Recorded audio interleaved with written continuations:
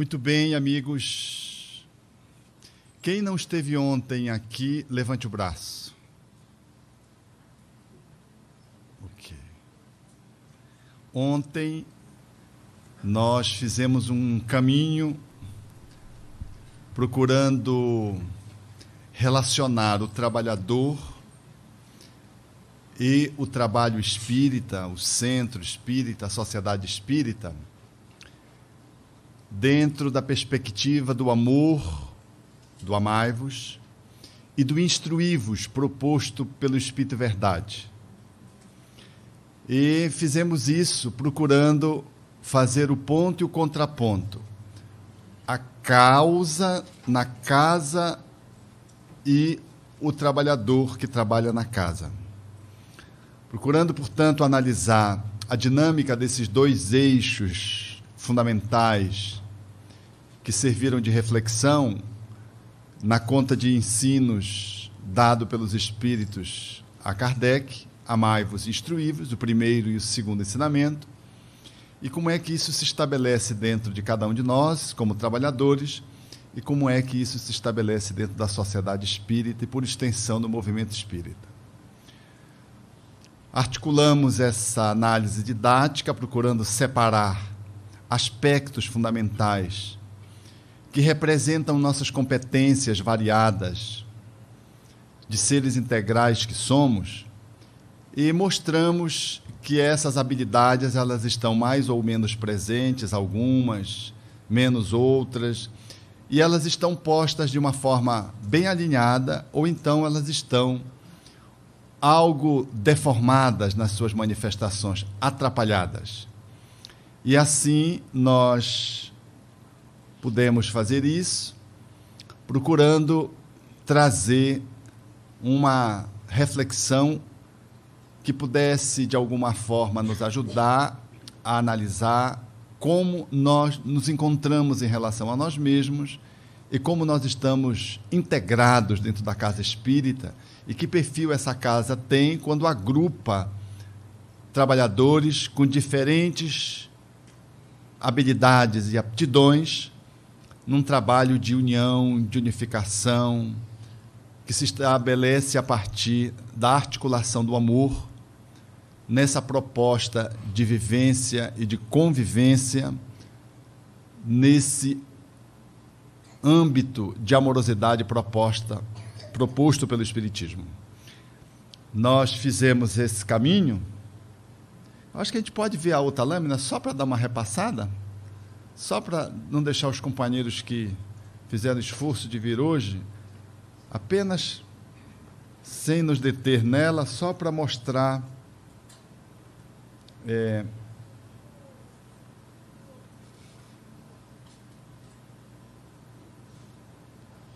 então nós aqui fizemos isso aí, pegamos o aspecto social e destacamos a convivência e os dois extremos, a dimensão corpo ou casa espírita, estrutura física, material, os dois extremos, e o caminho do cuidado como sendo o caminho do meio, o caminho do equilíbrio.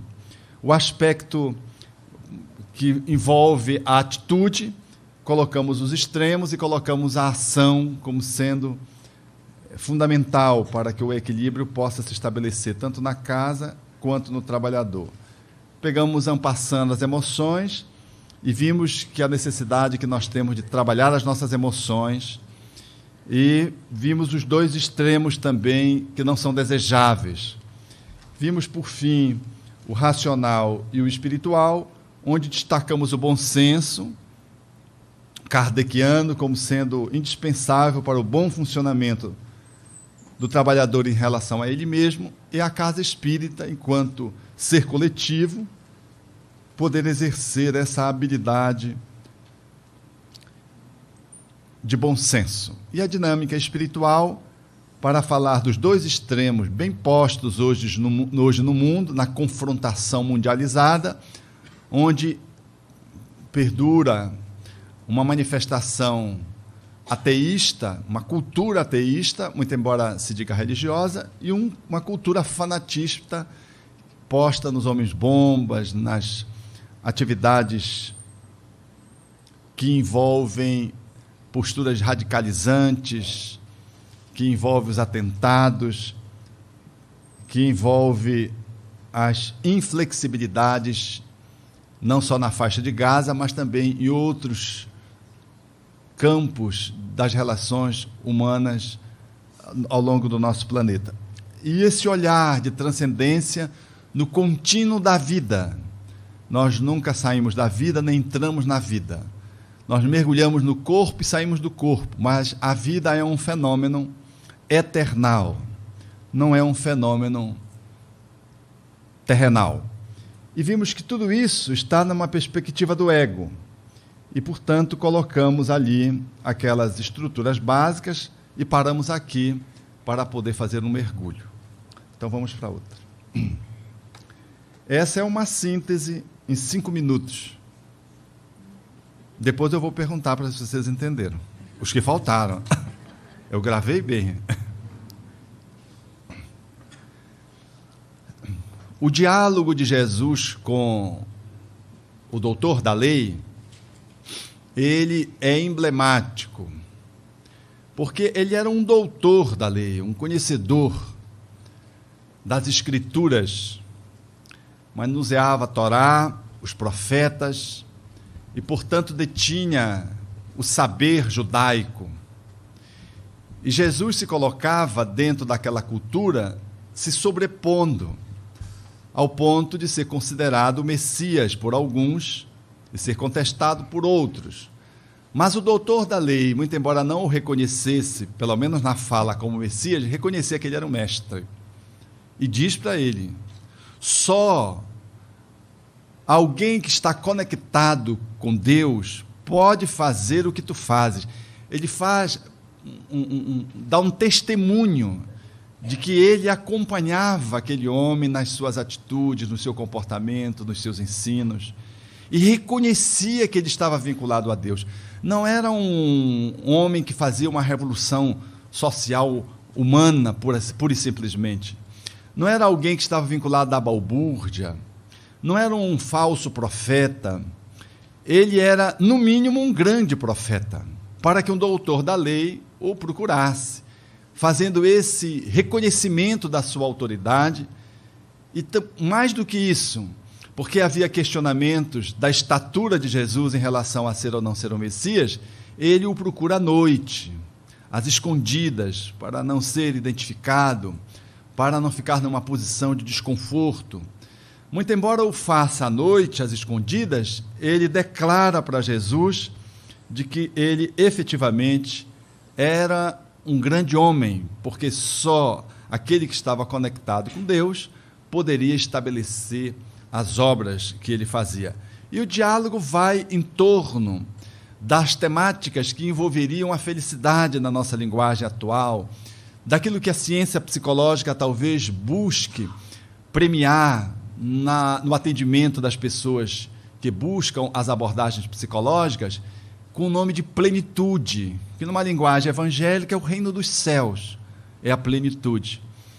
E ele vai falando desse caminho quando Jesus fala então da reencarnação, mostrando que era necessário nascer da água e do Espírito, e ele questiona Jesus, e fica claro que o entendimento era da reencarnação mesmo, porque ele diz, mas como pode um homem que já vai velho voltar para o ventre da sua mãe?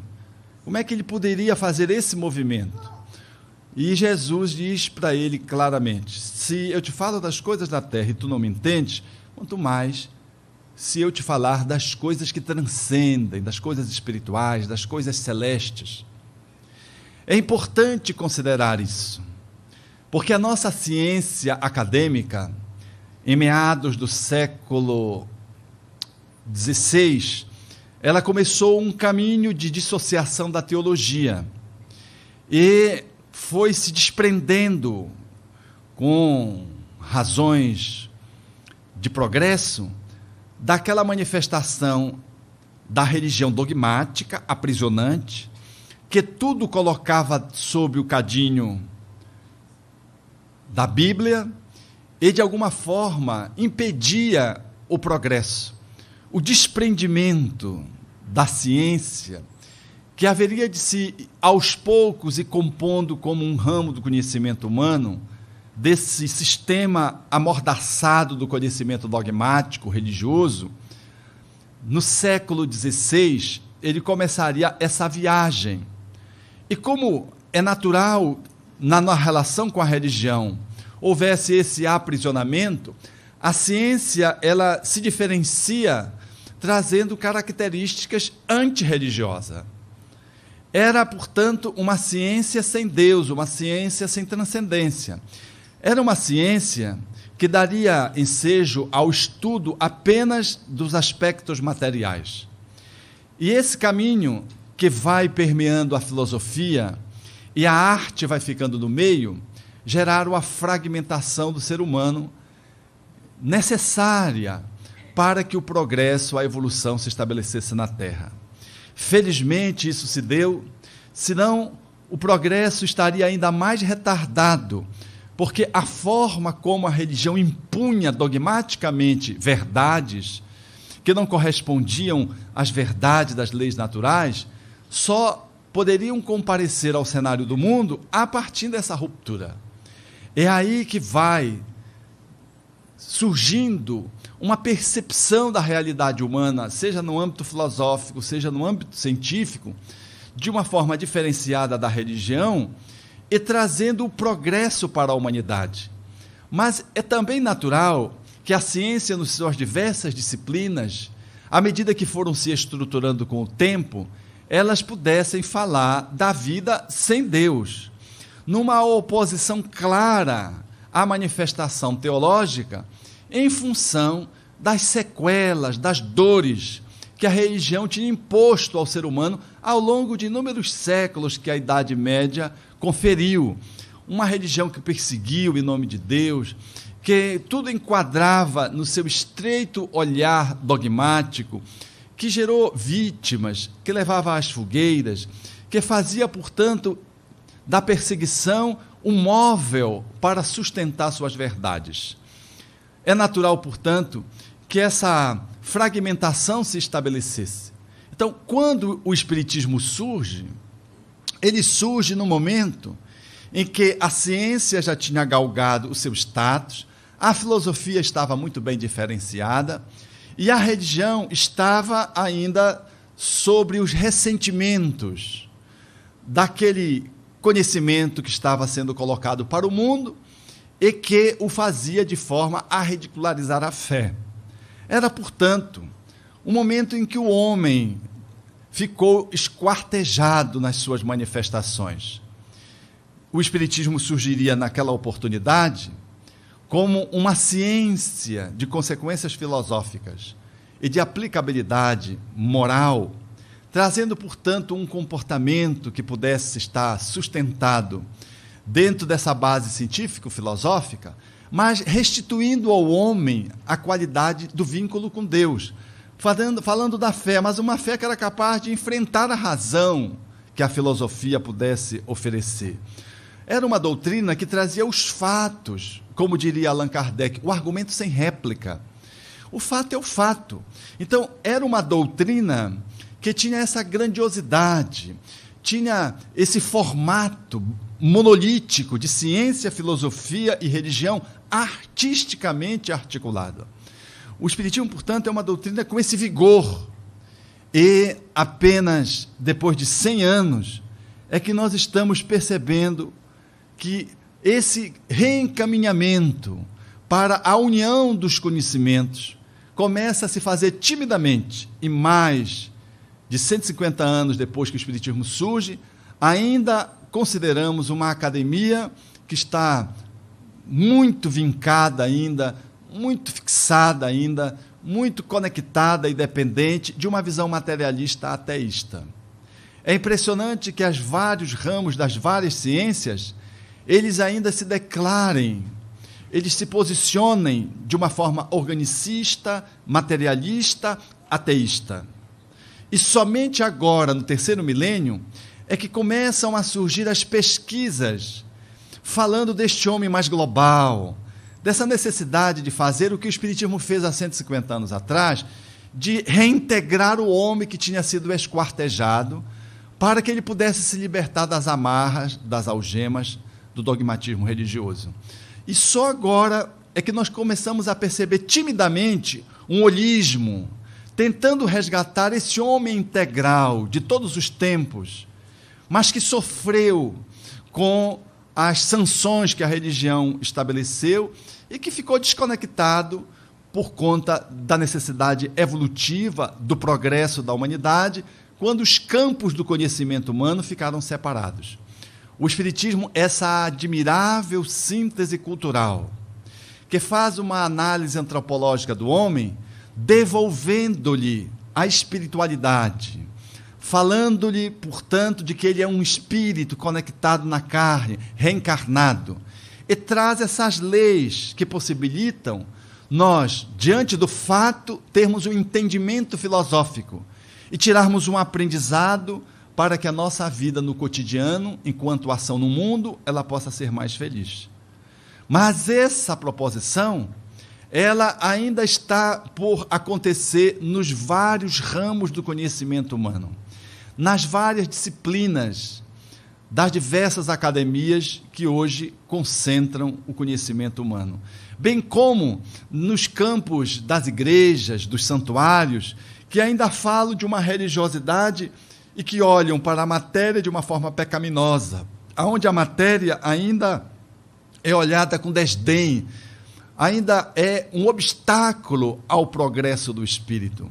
Não se compreende muito bem o link espírito e matéria. Essa dualidade ainda está posta nos dias de hoje, tanto na academia quanto nos templos religiosos. O espiritismo, portanto, é esse campo do conhecimento humano que nós nem nos damos conta, talvez, assim, estudando o espiritismo assim, de uma forma muito superficial, sem um aprofundamento, da grandiosidade que é o espiritismo. O professor Pierre Vaio, doutor em psicologia, recém-desencarnado, criador da Universidade da Paz, fazendo a análise de um aluno que prestava uma tese de doutorado, haveria de dizer que Allan Kardec era, no Ocidente, a primeira pessoa que contribuiu com a humanidade, trazendo uma visão holística para a humanidade, porque ele conseguiu juntar os conhecimentos humanos que, teimosamente, ainda hoje, se estabelece um fosso entre esses campos do conhecimento humano, sem nenhuma ponte que pudesse fazê-los integrar. E Allan Kardec, há 150 anos atrás, já faria isso. E o professor Pierre Vaio, uma autoridade internacional, haveria, portanto, de fazer essa fala publicamente na análise de uma tese de doutorado que trazia a vertente do espiritismo em foco no âmbito da educação. Então, essa doutrina, nós precisamos olhá-la com muita ternura. Nós não podemos abraçar o espiritismo de qualquer jeito, de uma forma unilateral, procurando nos fixar demasiadamente num ponto em detrimento dos outros, fixando num aspecto religioso, sem a função que a filosofia e a ciência permite ensejar esse olhar de profundidade da nossa religiosidade, senão ela ficará mística, ela ficará supersticiosa, ela acabará para as crendices e se descaracterizará. Tampouco é difícil se fixar na religião e se contrapor aos aspectos filosóficos e religiosos, porque estaremos nos vinculando a uma dimensão do espiritismo e empobreceremos o espiritismo tanto na casa, que estiver focada nesse aspecto, quanto na nossa própria vida, porque ficaremos atentos e linkados apenas ao fenômeno. E a fenomenologia espírita, ou o fenômeno espírita, ele, por mais estoante que seja, grandioso, patente, claro, insofismável, ele não é suficiente para converter ninguém. E se ficarmos na filosofia, nós vamos ter discursos maravilhosos, vamos encantar plateias, mas o espiritismo não concretizará o seu objetivo último, que é de transformar a vida de quem fala. Então vejam que não dá para ficar só na filosofia, não dá para se fixar na ciência e não dá para ser um religioso espírita desconectado do conteúdo espírita. O centro espírita, portanto, ele deve articular essas três dimensões. Aí está a dimensão científica nas reuniões mediúnicas, onde o fato abundante vem, o critério de análise, o ajuizamento para rejeitar verdades, tantas quantas forem necessárias, mas não admitir uma só teoria falsa da proposta de Erasto. Aí está o centro espírita na sua dimensão filosófica, nas várias manifestações de estudo, de reflexão, nos grupos de estudo da infância, dos adolescentes, dos jovens, do estudo sistematizado já como extensão do infanto-juvenil para os adultos. Aí estão as palestras, os seminários. Isso é a dimensão filosófica do espiritismo. Mas há uma outra dimensão grandiosa, profunda, eloquente, que é a dimensão da ação propriamente dita. Que o Centro Espírita, como laboratório, nos abre um espaço para que, além de estudar o Espiritismo e além de testemunhar os fatos na reunião mediúnica, a gente se vincula à casa e a esse conhecimento, dando um sentido de praticidade, de objetividade, levando o Espiritismo para o campo das transformações, das mudanças internas, seja atendendo os desencarnados, seja acolhendo as pessoas que chegam na casa.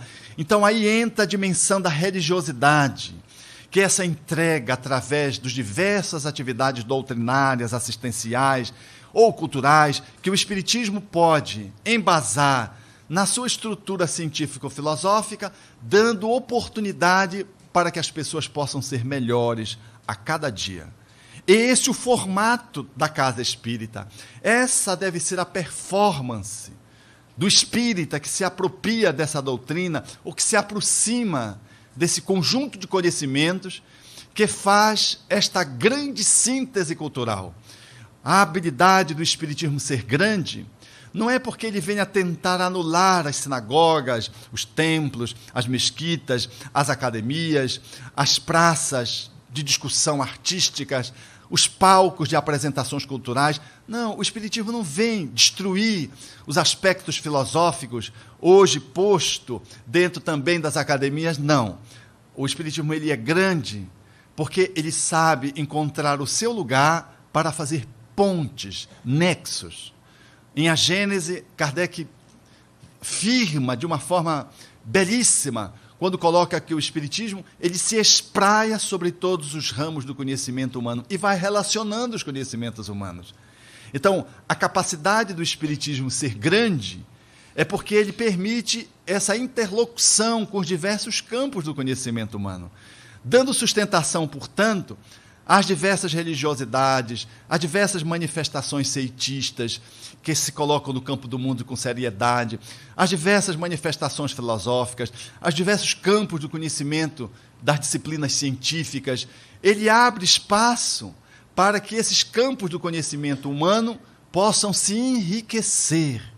Então, essa capacidade de ser ponte é que permite ao Espiritismo dialogar com a medicina, com a astronomia, com a química, com a psicologia, com a antropologia, enfim, com os diversos campos do conhecimento humano. É essa doutrina, nesse teor de grandiosidade, que é a doutrina que nós abraçamos, e por isso estamos aqui na conta de trabalhadores. Então, é muita ousadia ser espírita, eu costumo dizer, porque nós estamos lidando com um campo de conhecimento humano muito profundo, e é entristecedor perceber companheiros que, depois de uma meia dúzia de anos, ou de uma meia dúzia de livros que leram, já se sentem doutores de espiritismo, como se isso fosse possível, dar finitude a um conhecimento infinito, e se declarar completos, como se não precisassem mais de nada. E aí ficam numa reunião mediúnica, paralisados ali, sem abrir uma obra de estudo, de acréscimo, sem reler as obras fundamentais, que sempre devem estar sendo consultadas como base de fundamento para as nossas outras reflexões. É triste ver, portanto, os companheiros rejeitarem oficinas de trabalho, não participarem de seminários, não discutirem temas palpitantes da realidade social à luz do pensamento espírita. E eles ficam vinculados a uma prática que, às vezes, está profundamente em desacordo com aquilo que o Espiritismo apresenta na medida em que vamos estudando, vamos entendendo melhor a doutrina espírita e vamos aperfeiçoando as nossas práticas. E o nosso comportamento também no mundo, ele se beneficia disso. Tudo isso eu estou dizendo para começar essa reflexão, à guisa de introdução, falando da ciência. Dessa ciência que o doutor da lei, ao se aproximar de Jesus, teve a humildade de dizer para ele que ele reconhecia que ele era um homem que estava com Deus, porque só estando com Deus, ele poderia ser o que era. Essa é uma dimensão que nós precisamos olhar na atualidade. Mas também é muito interessante que depois da famosa passagem em que Jesus esteve com João Batista, em que está posto que a voz de Deus se manifestou, dizendo: este é o meu filho amado, em quem me comprazo, na medida em que João o batizava. E ali iniciou-se toda uma dinâmica que poderíamos chamar do messianato de Jesus, aqueles 3 anos de vivência pública, e Jesus vai para o deserto. E aqui eu quero resgatar o simbolismo dessa passagem. E nessa passagem, na relação com Satã, ali está posto que Satã fez algumas proposições, e dentre essas proposições, lá está posto a proposição mágica, quando ele pede para que Jesus se projete do templo e suplique, a exemplo do que diziam as Escrituras, aos anjos, para que os anjos pudessem acolhê-lo, a fim de que ele não se despedaçasse. E faz essa proposição para Jesus, remetendo, portanto, à historiografia do seu povo, ao que Jesus contra-argumenta, falando também das Escrituras e dizendo: não tentarás o Senhor teu Deus, fazendo, portanto, o contraponto em relação àquilo que está posto naquele tempo e em todos os tempos, desse caminho que nós encontramos mágico para a solução dos problemas. É muito interessante que esse é um caminho que está hoje tão posto, que nós abrimos a televisão, ligamos a televisão, e lá estão as religiões midiáticas, vinculadas à mágica, aonde se apresenta soluções de problemas de uma forma absolutamente no estalar de dedos, de uma forma instantânea. Venha para aqui, entregue-se a Jesus e pronto, a pessoa amada vai voltar. A exemplo do que fazem nos postes das cidades mais importantes, aonde se fixam os panfletos fazendo menção às videntes daquela cidade.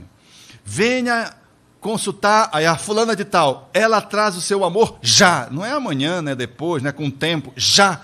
Ora, quem acabou de romper um relacionamento afetivo, leu aquele panfleto, ainda está sob a hipnose da paixão ou da ruptura, ou mobilizado por uma dor que às vezes não cabe em si mesmo, de tão grandiosa que é, a pessoa deprime, olhou aquele panfleto, vai trazer o amor já, vai logo na pitonisa dos dias atuais, na vidente, ou na pessoa que é fraudulenta e diz que vê, porque é muito fácil enganar os outros, mesmo não tendo nenhuma habilidade de natureza paranormal ou mediúnica. Basta ter um pouquinho de bom senso, um pouco de sofisma e uma capacidade de percepção, de olhar como o outro está te olhando, a exemplo do que propõe o filme Ghost, quando aquela mulher enganava os outros, com um olho ela fechava, dizia a coisa, o outro ela percebia a reação, e ela ia adiante ou não, ou mudava o curso da conversa. Magicamente nós resolvemos o problema de qualquer um. Eu poderia, por exemplo, fazer uma consulta agora e resolver o problema de qualquer um de vocês, lendo a mão de vocês, ou colocando aqui uma bola de cristal e dizendo coisas tão genéricas, tão passíveis de se acontecer, que naturalmente você não conseguiria me desdizer. Olhar para você e dizer, por exemplo, aqui para o sul, tem uma loura na sua vida, a minha chance de acertar é muito grande. Porque lá para o norte são as morenas, aqui são as louras, né? E se você ficasse em dúvida sobre a questão, eu poderia derivar para os filhos. Não serão filhos? Se você dissesse que não tinha nenhuma filha loura, eu poderia talvez pegar dos ascendentes. É difícil não ter um louro, uma loura na família, né? Natural ou produzida. E se não tivesse, é de outra encarnação. Pronto.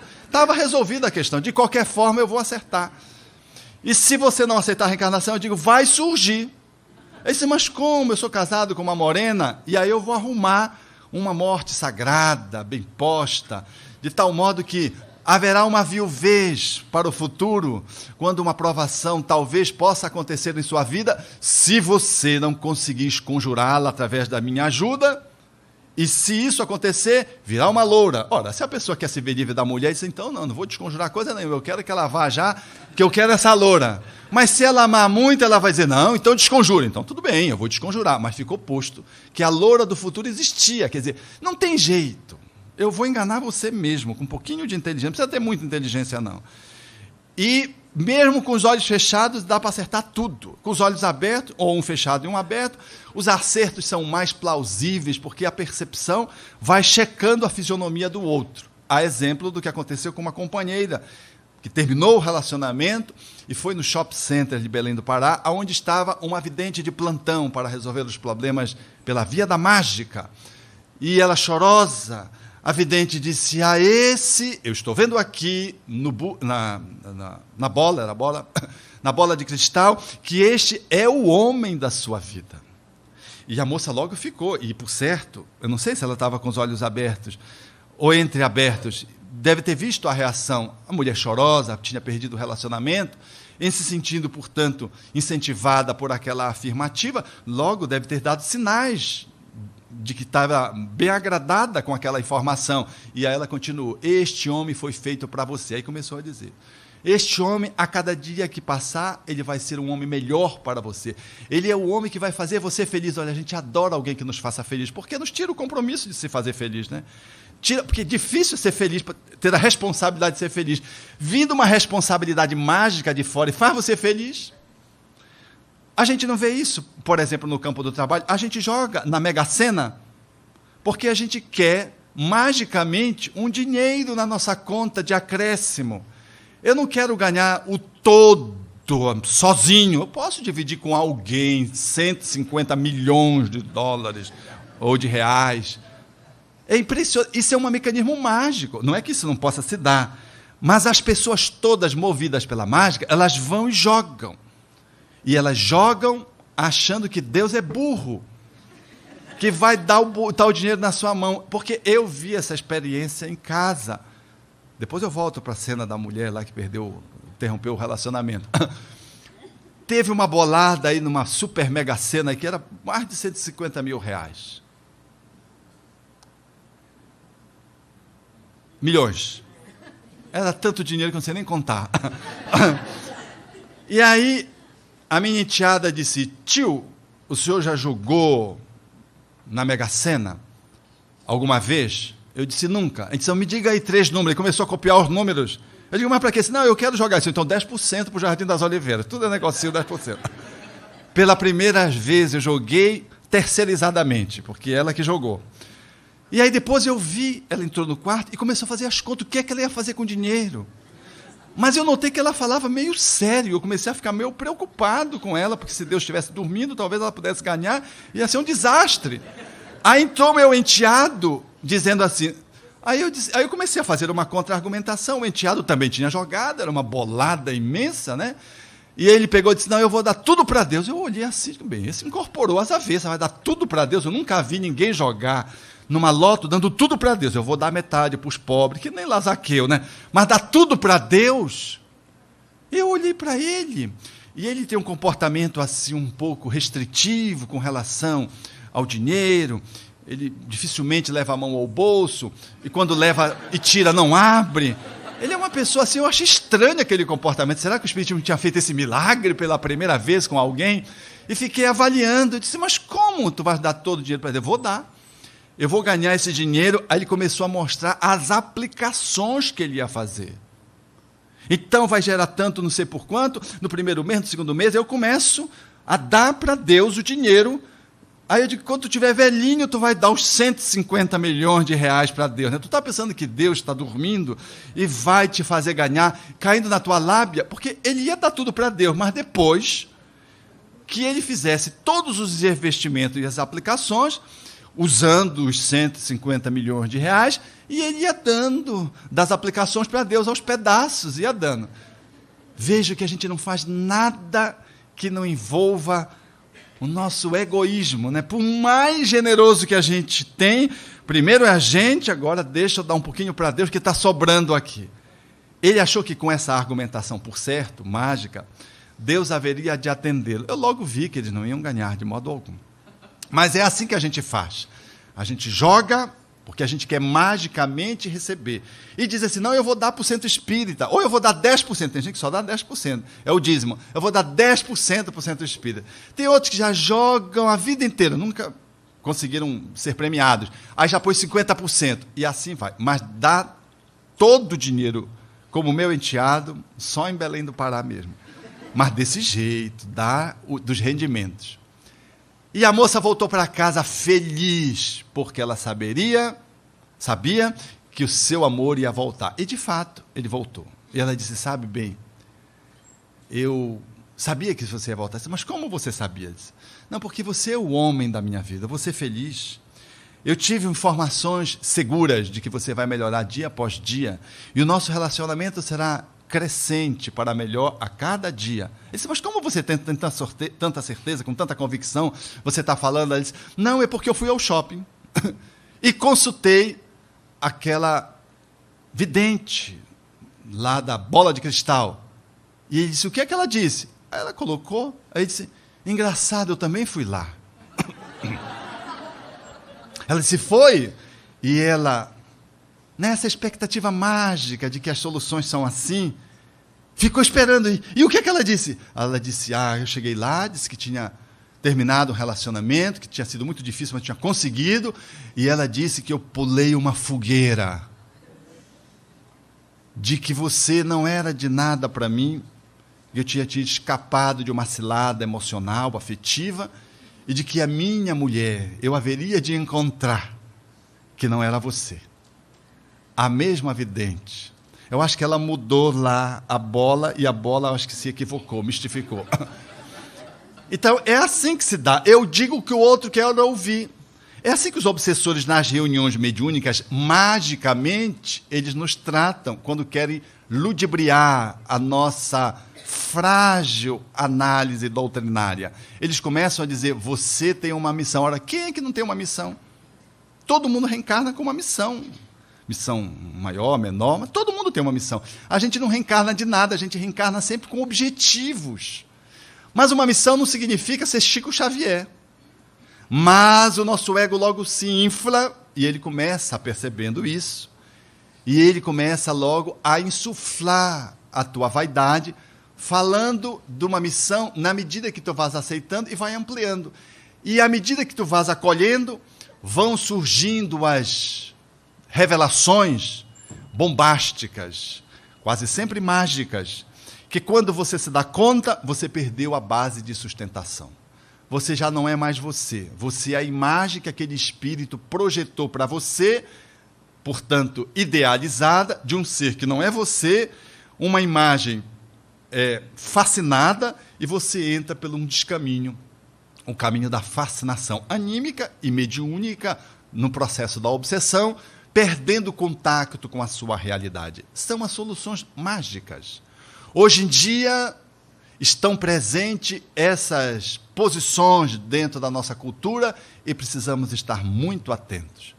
As religiões midiáticas prometem de graça o céu, o amor, o afeto. Num país de muitos desempregados e de muitas decepções afetivas, esses focos, eles sempre estão ali presentes.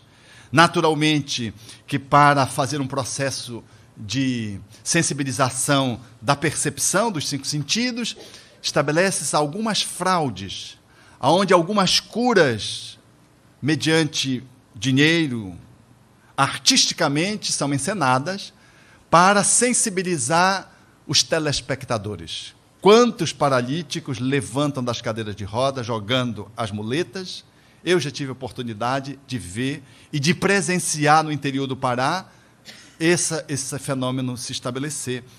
de fraude, né? A pessoa joga as muletas, levanta tropegamente, depois começa a andar, e a gente olha para as pernas, não tem atrofia nenhuma. Uma pessoa que era paralítica tinha que ter atrofia muscular, no mínimo. Mas a pessoa anda e o desejo mágico de que as coisas se estabeleçam na nossa vida é de tal ordem que a gente perde todo o bom senso e a capacidade de análise, para perceber ali grosseiramente que aquilo é uma fraude estabelecida.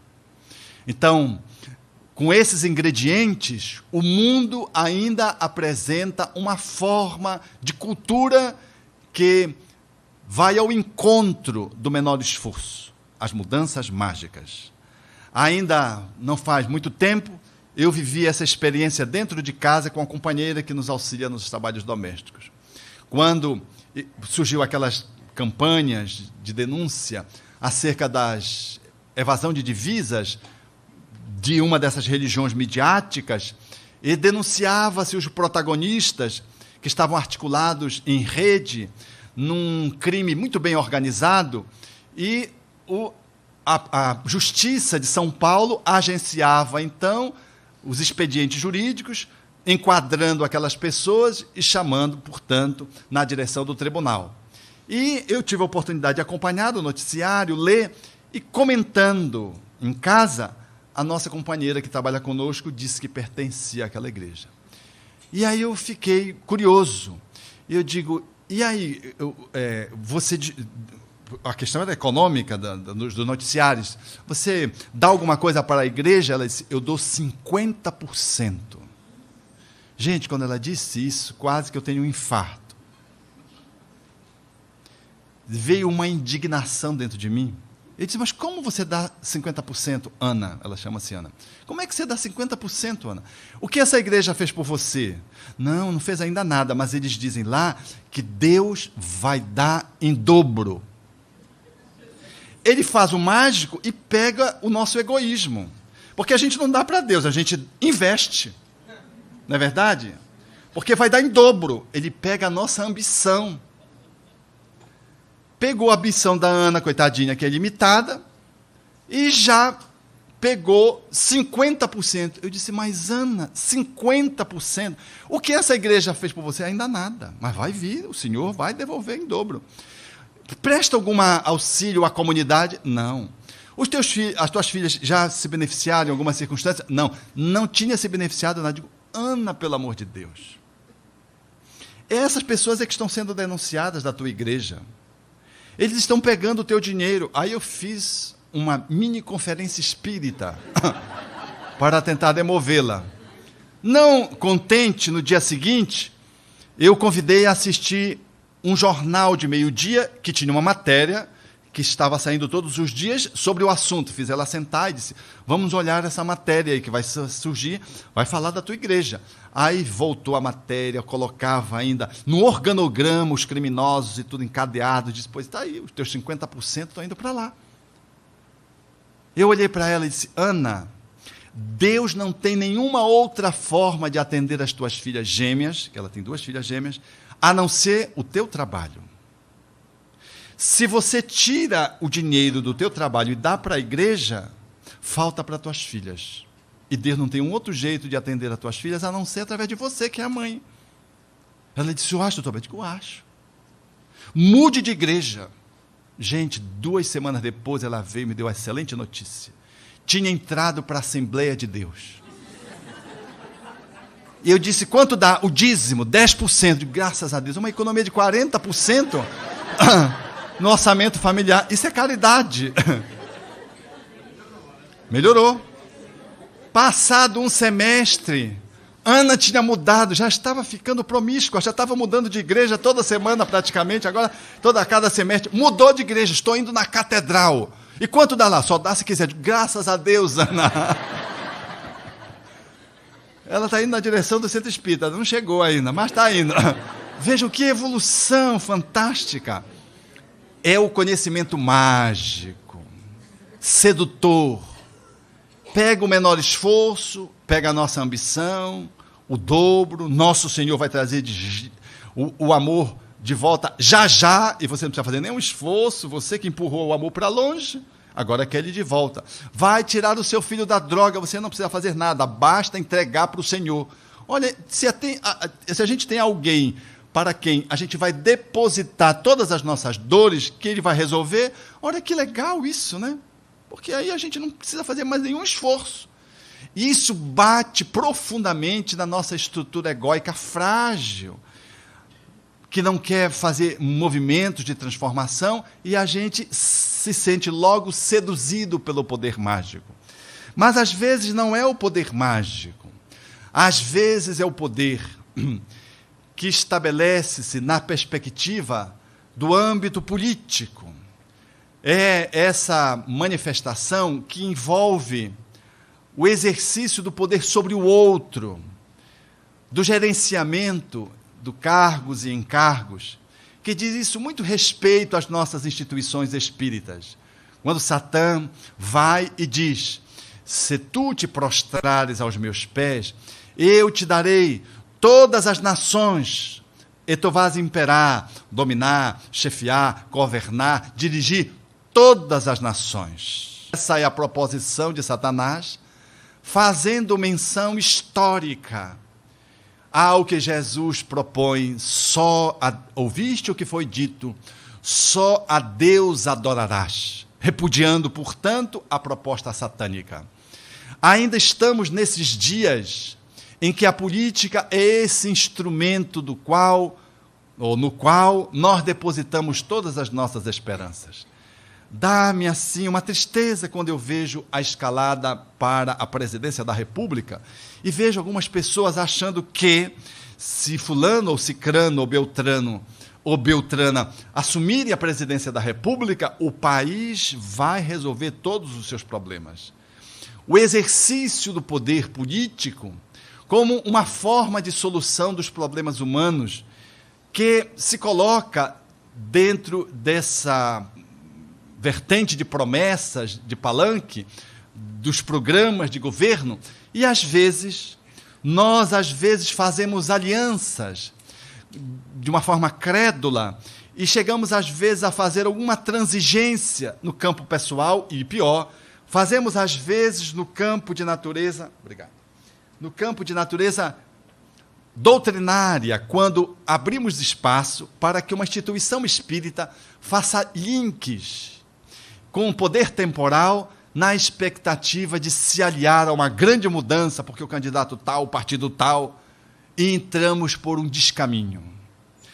O exercício da política nobre para aqueles que assumem esse encargo de poder desenvolver o cargo para o bem comum, e cujas responsabilidades são imensas para aqueles que assim seguem esse caminho profissional, está, no entanto, muito distante da proposição espírita. Emmanuel faz uma página sobre a política divina e faz exatamente esse olhar diferenciado da proposta do Evangelho à luz do pensamento espírita, no que tange ao exercício de um poder que não é um poder temporal, circunstancial, calcado em cima de interesses imediatistas, e fala, portanto, dessa política divina que alcança as nossas entranhas a partir de um exercício da amorosidade.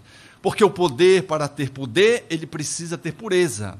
É assim que, quando Jesus acaba de falar no Sermão da Montanha, aqueles que sindicavam a sua postura, fiscalizavam o seu comportamento, haveriam de dizer, lá nos últimos versículos, quando Mateus vai concluindo o Sermão da Montanha, e ele fala como quem tem autoridade. Então, a autoridade do poder está relacionada à capacidade da amorosidade da pessoa. Se nós não exercermos amor, o poder, ele falece. Chico Xavier não ocupou um cargo social na esteira política das cidades aonde experimentou. Se ele se lançasse a qualquer cargo eletivo, ele seria eleito com toda a popularidade que tinha e com toda a autoridade que tinha, mas ele sabia muito bem por onde corria a sua missão.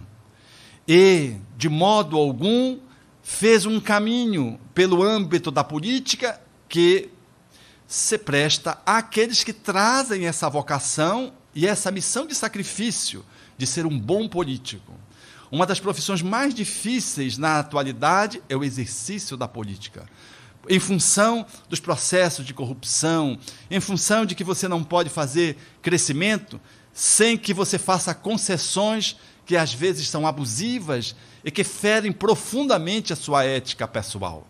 Imaginem, portanto, um centro espírita que, na ânsia de uma transformação imediata, cede ao instigamento satânico, aqui simbolicamente posto, para fazer alianças com o poder temporal e se transforma ali num curral de votos, ou se transforma num palanque para os discursos políticos naquela comunidade onde ele está posto. O Espiritismo, com muita clareza na fala do Espírito André Luiz e na fala do Espírito Emmanuel, se coloca numa posição bem diferenciada dessa política humana, por entendermos que o poder público exercido na carreira política se presta a um exercício temporário daqueles que trazem essa missão e esse compromisso, e a nossa participação de cidadania na eleição dos candidatos que melhor se colocam na esteira dos cargos eletivos, que isso é um compromisso de cidadania. Mas nós não podemos, de modo algum, vincular o poder temporal, ao poder temporal, o centro espírita, que vai a reboque para os escândalos, correndo o risco depois de ser espaço de investigação, de auditoria, em função de verbas, que ali possam ser alocadas face a algumas alianças que podemos estabelecer. Muita vigilância, meus amigos. Freitas Nobre teve ensejo e a honradez de se distanciar da apresentação mais pública, quando, naquela época, na condição de deputado federal para o qual ele se lançava e foi eleito, ele tinha esse cuidado doutrinário para não fazer a mistura dessas duas posições, para que o movimento espírita não assumisse uma posição política enquanto movimento espírita. Então, tenhamos muito cuidado nesse aspecto, porque Jesus, ao seu tempo, não aceitou essa proposição sem nenhum desprestígio à política, como nenhum desprestígio às seitas, às religiões, como nenhum desprestígio às diversas manifestações e disciplinas científicas. Mas a doutrina do Evangelho e o Espiritismo, eles funcionam por um outro eixo. É louvável ver um político como Freitas Nobre desempenhar a sua função com honradez, trazendo o Espiritismo dentro de si para aquela função e aquele cargo que deveria ser estabelecido dentro dos princípios éticos que ele abraçava para a sua vida pessoal. Mas não era o representante espírita, não fora o eleito pelos espíritas para defender os interesses dos espíritas. Esse, me parece, ser um descaminho. E se o movimento espírita fizer isso, nós incorreremos ao risco de reincidirmos nos movimentos atávicos, aonde a religião andava par e passo com o poder, aonde a nobreza tinha vínculos com a religião e uma coisa e outra era uma coisa só. Graças a Deus, o nosso país abriu mão da religião oficial. É um país laico. Não obstante, nós bem percebemos isso, que quando vai se dar posse a um arcebispo, eu fico impressionado, os governadores estão presentes, por conta da força política que o catolicismo detém, através da sua hierarquia, através da sua expressividade nacional. Vi isso no estado de Belém, quando da posse do arcebispo. Mas nós precisamos ter muito cuidado, porque a gente fica assim muito satisfeito quando vê um político no centro espírita, que está num cargo.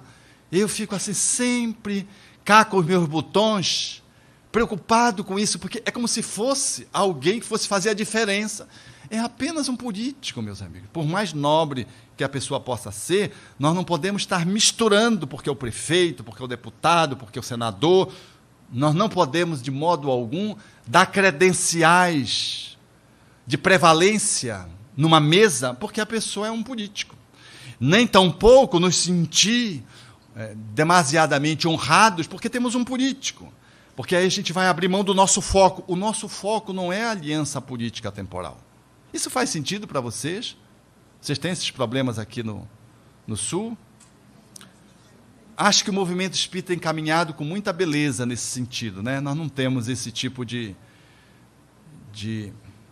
Mas temos uma dificuldade no centro espírita, no exercício de uma política, que não é a política partidária, mas é o exercício do poder dentro do centro espírita. Quando nós nos agarramos a um cargo, esquecemos o encargo e adoramos ser algo que tenha uma insígnia. É o presidente, é o vice-presidente, é o tesoureiro, ou o secretário. Eu fico observando isso, porque isso está dentro das nossas posições humanas, e nós ficamos brigando por cargos ou encargos. Ainda recentemente, no relatório da diretoria do Jardim das Oliveiras, eu vi uma companheira se chateando porque o nome dela não foi citado. Eu digo, mas você está querendo que o seu nome tenha sido... Não, mas por que foi citado o nome das outras da equipe? Por que não foi citado o meu? E eu que fiz isso, ela começou a relacionar tudo o que tinha feito. É impressionante, se você esquece de citar o nome de uma pessoa, ela se sente lesada. Porque parece que ela faz, não é para o bem do centro espírita, é para que o nome dela conste no relatório, ou para que ela tenha assento numa determinada mesa, ou para que ela obtenha o cargo e seja eleita posteriormente a um cargo eletivo dentro do centro espírita.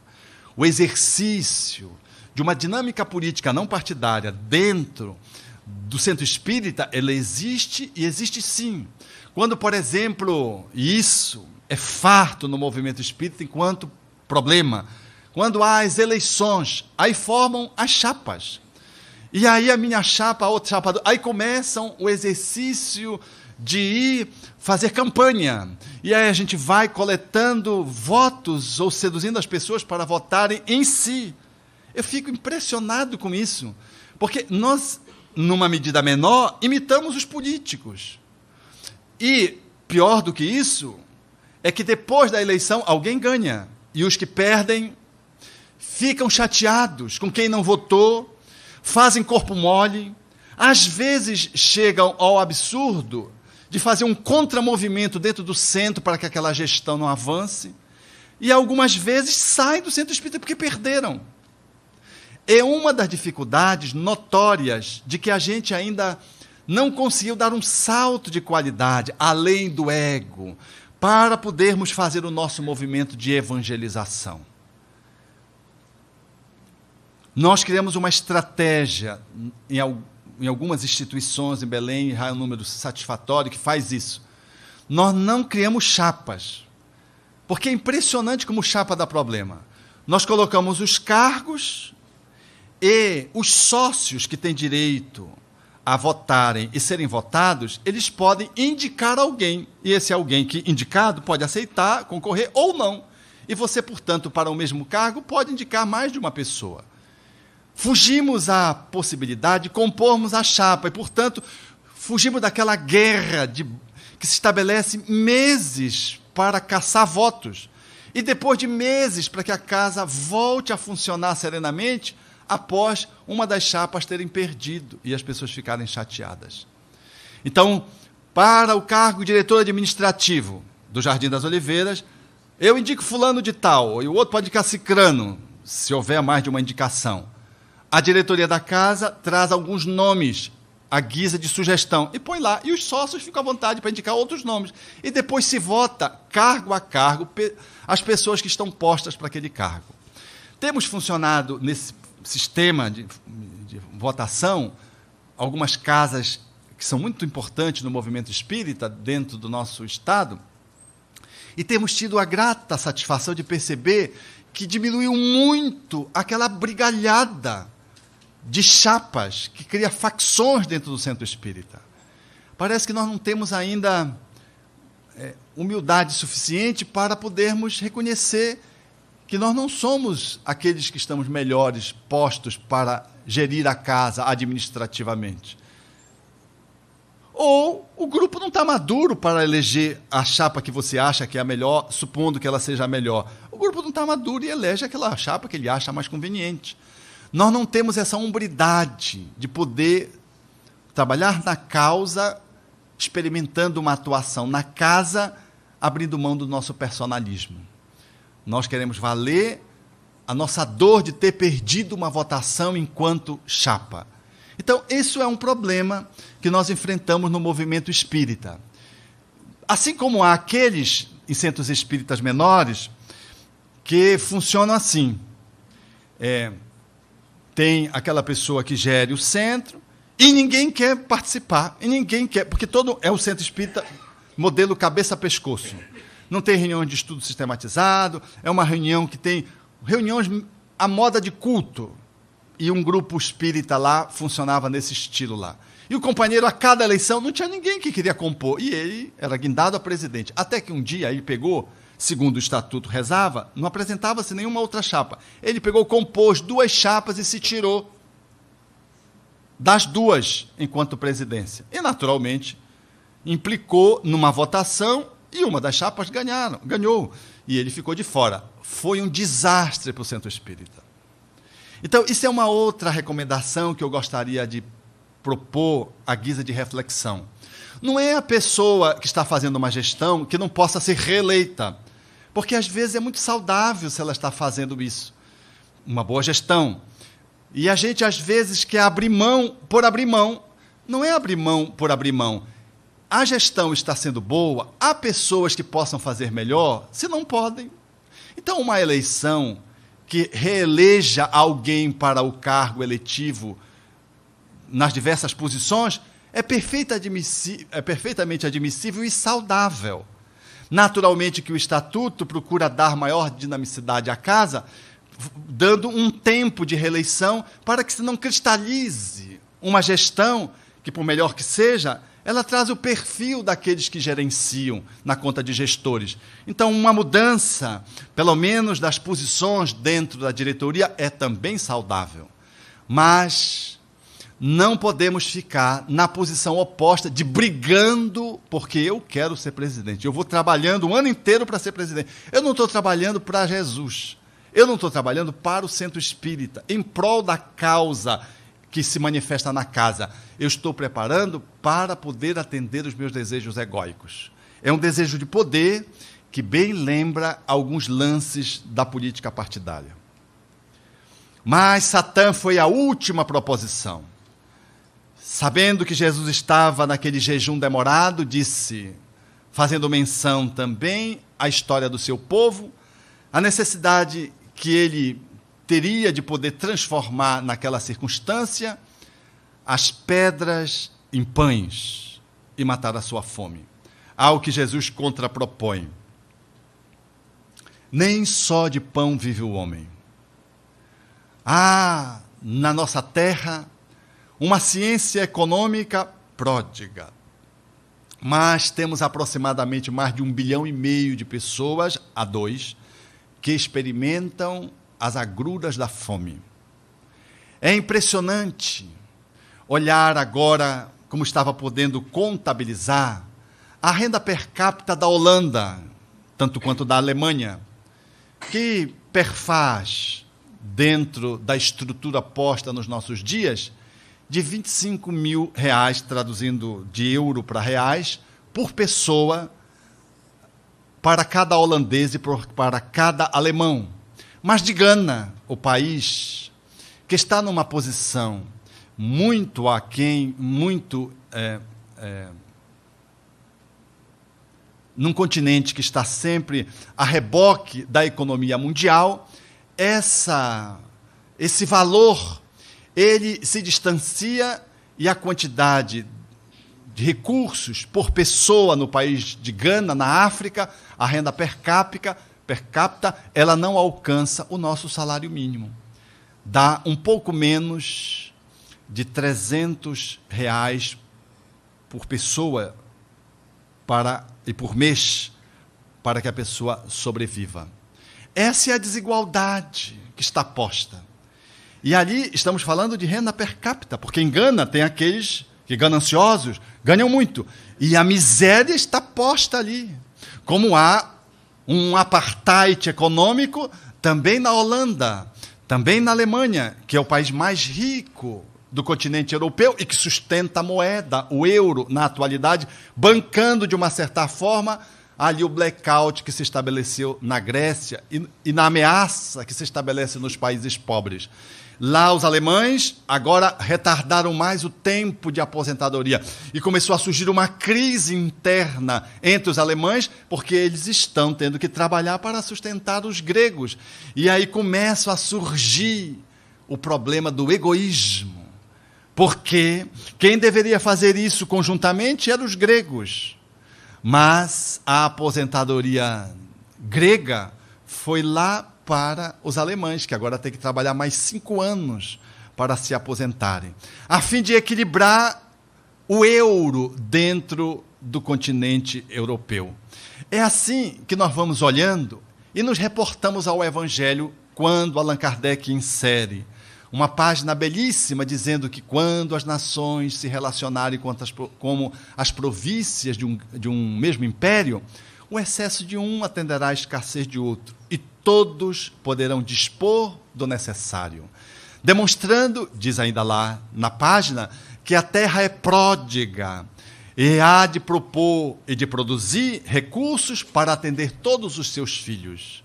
Mas vá aqui em Campo Mourão, na periferia, e veja como tem gente experimentando, abaixo da linha da pobreza, a miséria, incompatível com a condição das leis de amor.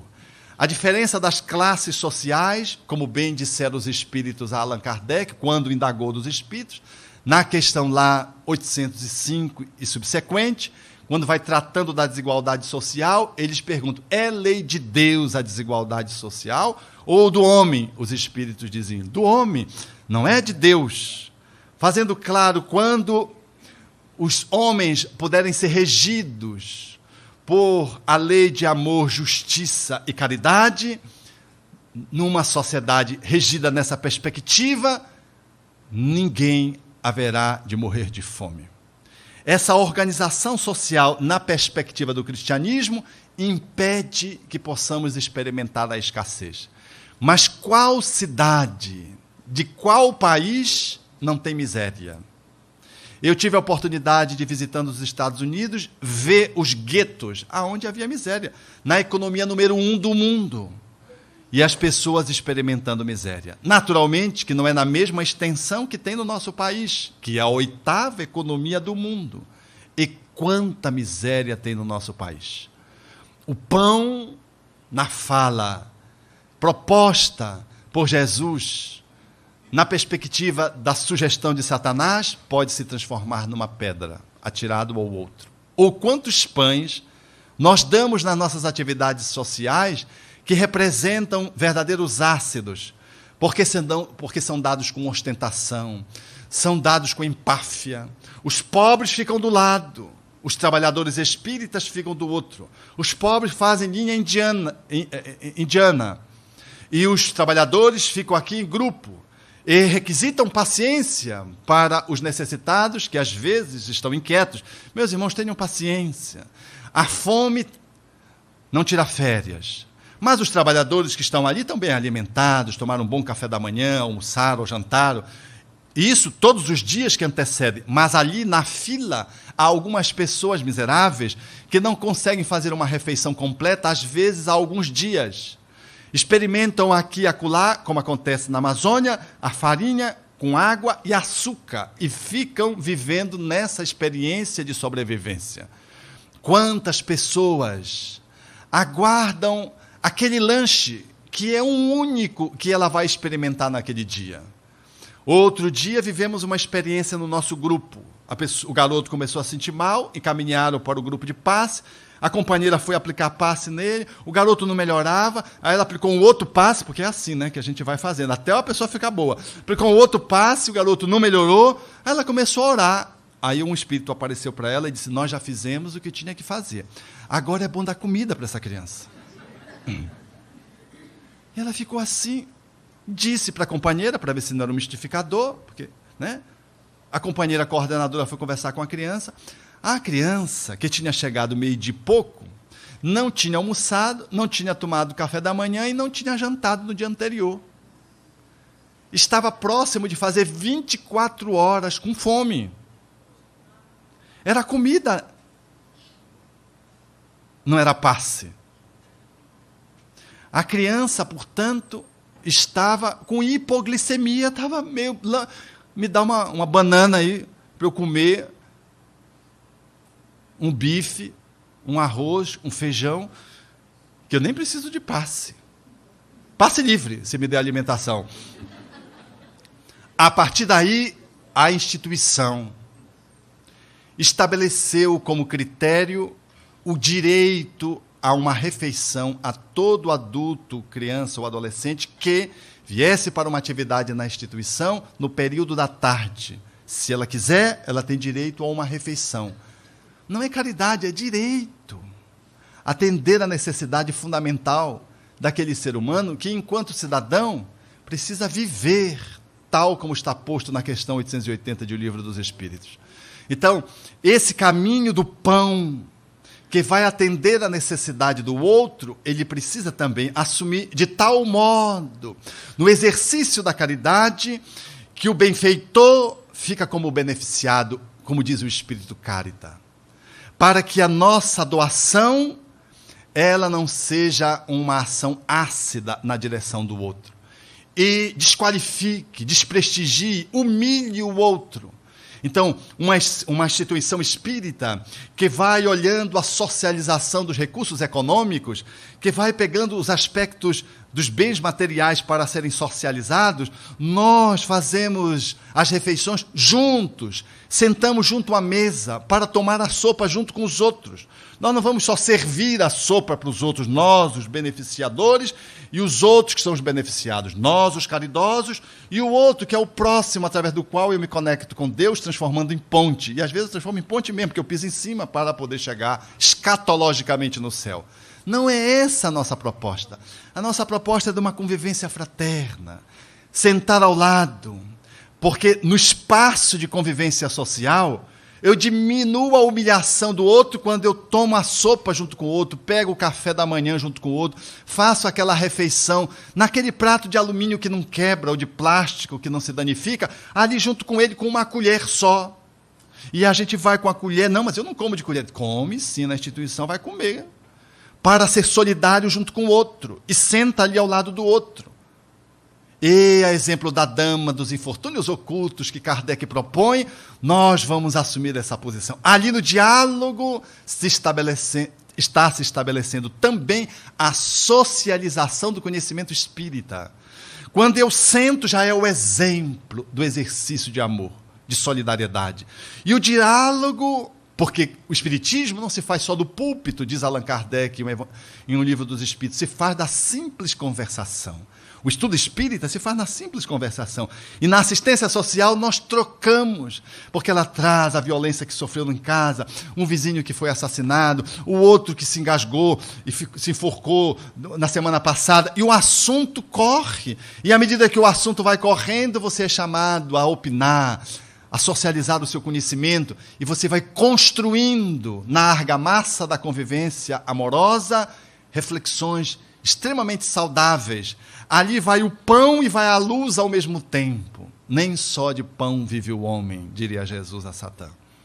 Então, o centro espírita, que tem essa vocação social, porque às vezes está num bairro, ele precisa estar muito atento para que a atividade do serviço assistencial e promocional espiritista tenha a marca da caridade bem entendida, como propõem os espíritos a Allan Kardec, a fim de que a nossa ação não seja humilhante, ela não reforce de que o outro é um marginal, é um excluído.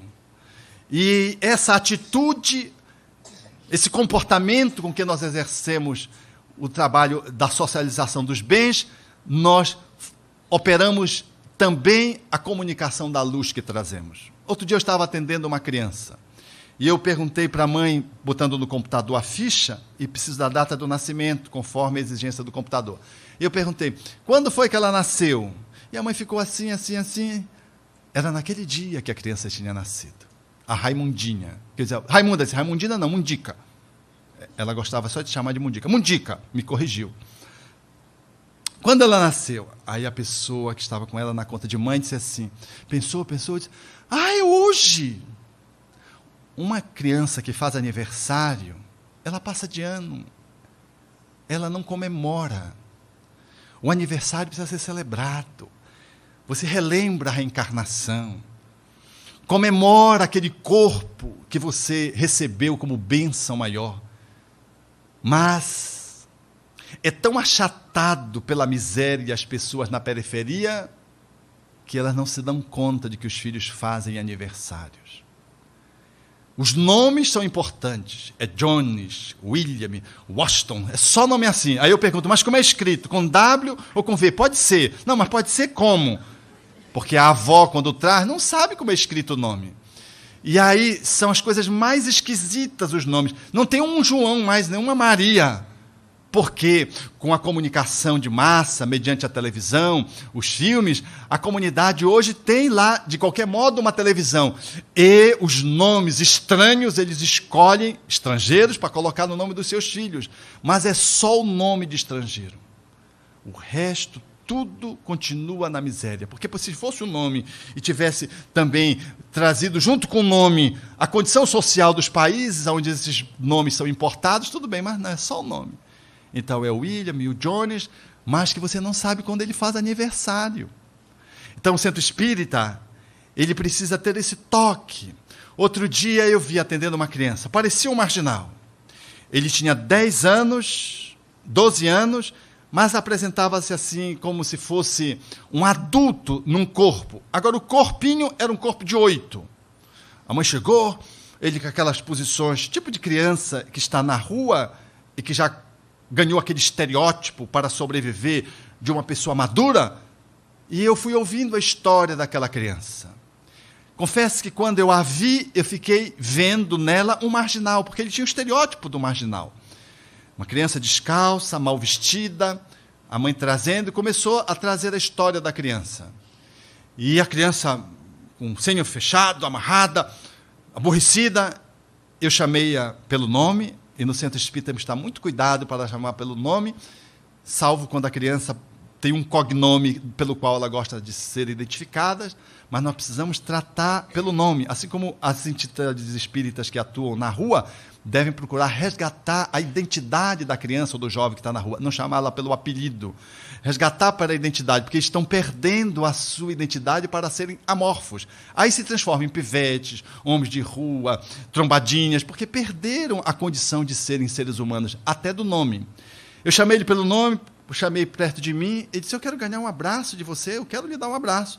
Deu um abraço, ele me deu um abraço todo duro, aí ele foi de novo para lá, aí a história começou, e de repente a mãe começou a falar daquela criança, que tinha sido abusada sexualmente pelo tio, de que tinha sido posta para fora na escola, e tinha levado uma sova de um grupo de outras pessoas, sob o estímulo de um professor da escola que a criança frequentava, ali nas imediações do centro espírita, e que tinha apanhado, e que agora não conseguia mais frequentar a escola. E a criança então começou a ser criança, e começou a desmontar aquela fisionomia, a criança começou a chorar, começou a contar a história. Num dado momento, no meio da consulta, eu chamei-a para dar um outro abraço, motivado por alguma coisa que ela trouxe, e a consulta no final encerrou-se, e eu percebi que naquele espaço tão curto de tempo, quão de benefício eu pude causar àquela criança, independente do medicamento homeopático que eu deveria passar para ela.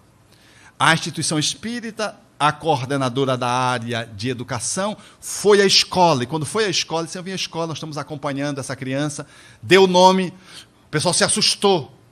A partir daí começaram a respeitar a criança, que é dever da escola pública fazer isso.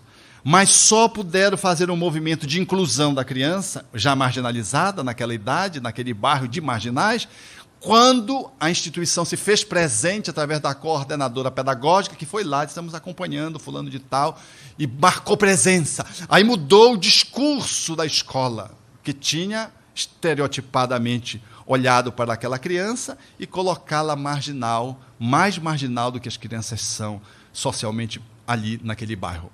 Então, aí eu fiquei pensando, eu estou dizendo tudo isso para dizer uma coisa, o quão é importante um voluntário. Aquilo que Bezerra de Menezes diz, a mão de obra de amor no centro espírita. Uma pessoa que converse com aquela criança e que brinque com aquela criança e que ludicamente esteja com ela num período de tempo de 2 horas por semana, fará o diferencial, porque aquela criança não encontra ninguém que a abrace, salve aquela mãe, que é o resultado último de uma mulher expropriada, lesada, com poucos recursos para comunicar amorosidade para o seu filho, muito embora preocupada com ele. Um voluntário que pudesse acarinhar aquela criança, que pudesse dar àquela criança o direito de ser criança que, com 12 anos, ela não conseguiu ainda ser, que já assumiu a posição de um trombadinha e que caminha mais dia menos dia para assaltar os adultos na rua, como um marginal, antes de completar a maioridade civil.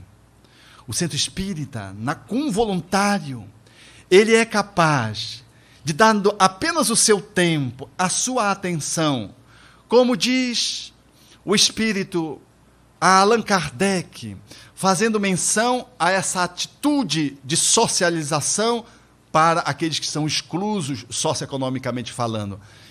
Atende primeiro, alivia, depois procura te inteirar se a pessoa não precisa de um afago, um afeto, um bom conselho. Qual é a necessidade que o outro apresenta? A mão de obra de amor, do voluntariado, na casa espírita, essas pessoas que estão na apatia, estão depressivas, porque não sabem o que fazem com o seu tempo, na casa espírita, contando histórias, sendo um contador de histórias, abrindo um espaço para se travestir e contar histórias. Vocês não imaginam que aquelas histórias jamais serão esquecidas pelas crianças. Uma história que vai fazê-las rir, e que vai lhes imprimir alegria, e que vai lhes trazer um princípio moral, que vai lhes servir de semente, e que será inesquecível, como é para muitos de nós, que, quando vamos à história da nossa infância, há momentos inesquecíveis, do ponto de vista da convivência infantil com alguns adultos. E foram momentos singelos. Às vezes era deitar numa rede, na cama, ali na ilharga da mãe, ou de uma avó, e aquela avó nos soa até hoje, nos mobiliza lágrimas, porque ela é capaz de oferecer algumas doces, escondido da mãe e do pai, numa demonstração de amor. Tome, meu filhinho, mas não diga nada para sua mãe e seu pai. Mas aquele gesto era um gesto tão amoroso que até hoje a gente lembra daquela avó que fazia essas concessões, essas permissividades que todas as vós e avós fazem, longe dos pais, e ao mesmo tempo era um regaço. Contava histórias, fazia cafuné, fazia massagem no pé da criança que ninguém fazia. Na periferia, não só o pão, que muitas vezes se transforma em pedra, mas a luz numa atividade na qual, na conta de voluntário, tu és capaz de ser referência de boa referência. No nosso grupo, o maior problema que tem é quando um trabalhador quer se afastar, porque a população não deixa. Veja aqueles jovens dizerem, não, mas a tia Liege não vem mais. E a minha cunhada, Liege, não consegue dar continuidade ao trabalho, porque ao longo dos anos, no espaço de convivência, ela foi se transformando numa referência do divino na convivência com aquelas crianças, que se transformaram em adolescentes, e que hoje a têm como uma tia, que às vezes o grau de afabilidade é maior do que elas têm pelos seus próprios pais. Habitualmente só uma mãe, eventualmente pais, comumente mãe e padrasto, nessas famílias que são arremedos de famílias na periferia.